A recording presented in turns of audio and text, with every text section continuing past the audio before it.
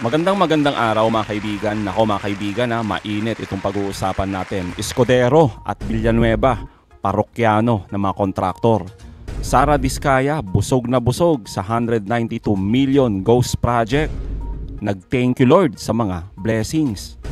Matapos ang matinding pagtanggi ng ilang mga senador na wala silang kinalaman sa kahit anong kabalbalan ng mga kontraktor, lalo na sa usapin sa flood control project, abay Escudero at Villanueva, abay bistado, malala. Samantala, Ghost Project di umano ni Sara Diskaya, komorner ng 192 million. Ang nakakagalit ay ngayon pa lang gagawin at kasabwat umano ang mga opisyal ng DPWH. Nako, abangan nyo po yan. Yan ang pag-uusapan natin. Pero bagong lahat, pakilike po muna ating video, pakishare na din po at subscribe na po kayo sa ating channel. Unahin na po muna natin ito mga kaibigan. Mismong si SP Cheese Escudero ang umamin na donor niya sa kanyang senatorial bid noong 2022, si Lawrence Lobiano, ang presidente ng Centerways Construction na isa sa mga kontratista ng flood control project. Ilang araw lang bago ang SONA ni PBBM nitong Hulyo, magkasama sina SP Cheese at Lobiano sa inaugurasyon ng bagong gusali ng College of Business Management ng Sorsogon State University, nakabilang sa higit 125 million pesos contract na nakopo ng Centerways noong Setyembre ng 2024 para sa SORSU. Anong sabi ni Escudero mga kaibigan? Itong supremo natin dito sa Senado. Wala siyang kinalaman sa mga kontrata na nakukuha ng Centerways Construction. Kahit pa ito ay kanyang kaibigan. Ginagawa tayong tanga at bobo. Sa dinami-dami mga kaibigan ng mga kontraktor, talaga naman mga kaibigan, 125 million na pondo para sa mga proyekto. Talagang napunta lang talaga sa iisang kontraktor, Centerways. Ano to? Nagkataon lang, Escudero, na nakuha nila ito. Tapos mga kaibigan, sasabihin lang sa atin ni Supremo Escudero na wala siyang kinalaman. At pag binatikos natin si Supremo Escudero, sasabihin niya lang paninira, pamumulitika, lahat walang katotohanan. Katulad ng kanyang amo na si Sara Duterte. Pero hindi lang pala si SP Cheese dahil there's more, ayon sa pagsisiyasat ng Philippine Center for Investigative Journalism o PCIJ. Sa report ng PCIJ isang taon makalipas ang 2022 elections, lumabas na si Senator Joel Villanueva ay tumanggap umano ng 20 million pesos na donasyon para sa 2022 election mula sa New San Jose Builders Inc. Nakasaad din sa report na si Villanueva lang ang nag-iisang kandidato noong 2022 na tumanggap ng donasyon mula sa New San Jose Builders. Diba? Pero ang kapal na mukha mga kaibigan, nasabihin sa ating lahat, diba? Sa Senado pa mismo. Wala siyang kinalaman, wala siyang kilala. Tapos ikaw lang pala yung the only one. Grabe, na tumanggap nung panahon na yan sa mga kontraktor. Ang kapal talaga ng mga mukha.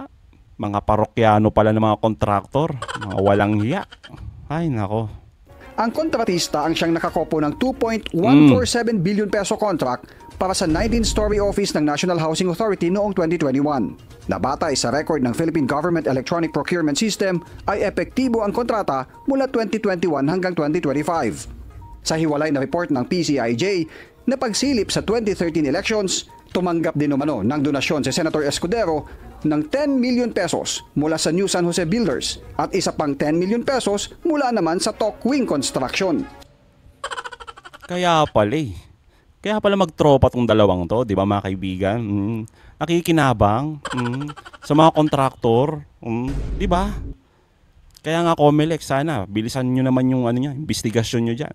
Sana lang talaga mga kaibigan, yung investigasyon naman na ginagawa ng Comelec ay dapat may mapanagot. Hindi lang kontraktor.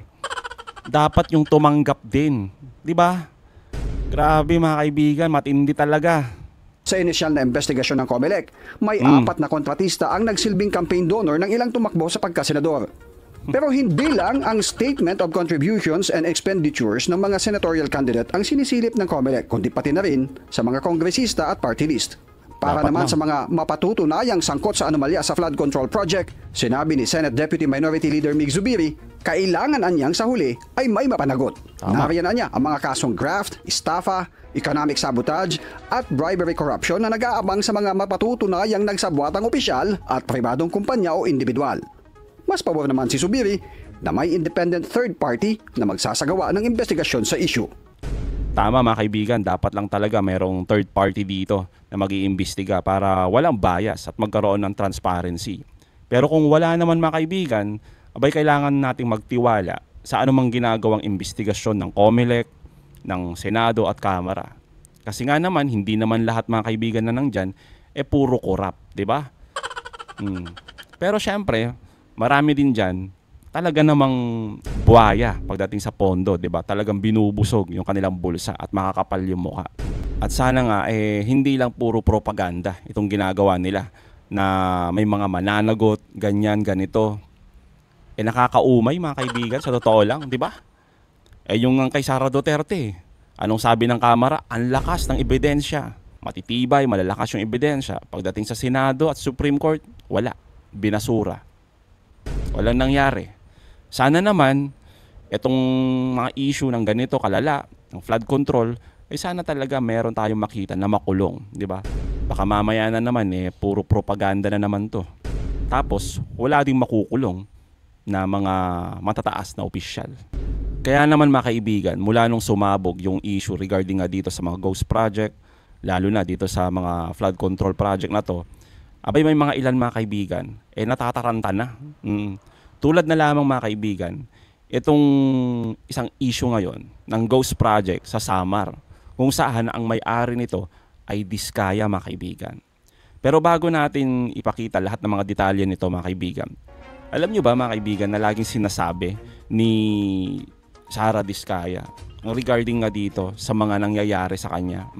Tapos mga kaibigan, binalikan ko itong mga sinasabi ni Sara Diskaya. Alam niyo sabi niya, eto. The good Lord has given me and my family good health. Okay na ako doon, hindi naman ako greedy kasi nobody knows my personality eh. Ulitin natin. The good Lord has given me and my family good health. Okay na ako doon, hindi naman ako greedy kasi nobody knows my personality eh. Grabe mga kaibigan, no? Kanino siya nagpapasalamat? Tanong lang natin, sa demonyo ba? Tapos hindi ka greedy? Kapal na mukha? Nung tawag sa 40 plus na luxury cars. Hindi greedy yon. Di ba lakas mo mag-flex? Hindi ba greedy ang tawag doon sa pagbulsa sa pera ng taong bayan? At ginawa mong ghost project. Yung mga proyekto dapat na talagang ang makikinabang sana ay ang taong bayan. Hindi ba greedy ang tawag dyan sa halos lamunin mo na yung pera ng taong bayan? Pusang gala ka talaga, nakakagalit. Grabe mga kaibigan. Tapos sinasabi pa niya mga kaibigan na okay lang daw kasi nga hindi naman natin siya kilala, hindi natin kilala yung totoong ugali niya, yung totoong personality niya. Well, siguro nga, pero ngayon kilala ka na bilang reyna ng ghost project. Lalo na ito mga kaibigan, itong bagong lumabas ngayon na nalilink sa kanya na regarding nga sa ghost project dito sa Samar. Ito mga kaibigan, tingnan nyo to. Sa Samar mga kaibigan, may ghost project na naman itong si Sara Diskaya. At ang matindi mga kaibigan sinasabi nga ng DPWH sa kanilang website na halos 85% complete na itong proyekto na to. Mapapamura ka na lang talaga mga kaibigan Sa tingin nyo mga kaibigan, may 85% yan. Sige nga ho. Diba? Nakakaawa mga kaibigan Hindi lang yung mga kababayan natin na nandito sa lugar na to, kundi lahat ho tayo. Kasi pera po natin yan tax natin yan Tapos napupunta lang dito. Nako, nakakagigil talaga. Tapos mga kaibigan, eto yung detalye niya. Yung status niya, ongoing, yung accomplishment date, halos 85%. Nagsimula ito noong April 1, 2024, last year. Kailangan dapat, ang end date niya, January 25, 2025.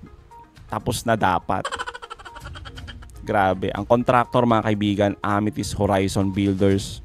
Ang pagmamayari niyan, mga Diskaya. Tapos mga kaibigan, itong matindi. Ang contract cost, 192 million mga kaibigan. Isang ghost project. Sipin nyo mga kaibigan, no? Sa tingin nyo ba mga kaibigan, mayroong 85% dyan? Sa itsurang yan mga kaibigan, 85% yung completion yan. Wala no? January 25, 2025 dapat nga tapos na eh. Diba? Halos tapos na. O kaya naman, meron talagang mapapakinabangan ang taong bayan dyan. Pero wala mga kaibigan. As in multo. Ghost project talaga. Ayon nga mga kaibigan sa nag-post nito, ang sinasabi nga, ngayon pa lang may gumagawa. So eto mga kaibigan yung notice of award na nagkakahalaga nga ng 192 million at hawak ito mismo ng kontraktor na si Diskaya. Ang lakas mag-flex, nakakamura, nakakagigil, pusang gala, ang kapal na mukha. Oo, di ba? Sipin nyo yan mga kaibigan, no? 85% daw, completed. Ayan no mga kaibigan, di ba? Sa panahon ngayon na tag-ulan, tapos ganito yung sinasabi nila na 85%. Nakakalungkot mga kaibigan. Pag bumaha ito, puro putik yan. Kawawa yung mga kababayan natin dito. Samantalang sila, abay, nandoon mga kaibigan. Sa kanilang pinagmamalaking mga bilyong-bilyong mga pag-aari. Di ba mga kaibigan nakakagalit? Isipin nyo, yung itsura na yan, 85%. Kaya naman mga kaibigan, sana lang talaga tamaan ng kahihiyan yung sekretary ng DPWH. Di ba? Kasi nga naman sinasabi niya, isolated case lang yan. Hayaan nyo, mag-iimbestiga kami. Alam nyo po kung anong dapat gawin nyo. Mag-resign na po kayo. Lumayas na po kayo. Diyan sa kinakaupuan ninyo. Kasi palpak talaga Nakakagalit mga kaibigan, no?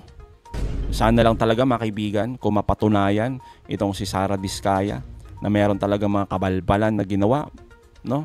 Regarding nga dito sa mga proyekto na galing sa gobyerno, mga kawalang hiyaan na ginawa niya at pagpapahirap sa taong bayan. Abay, ikulong nyo po ito at itabi kay Napoles.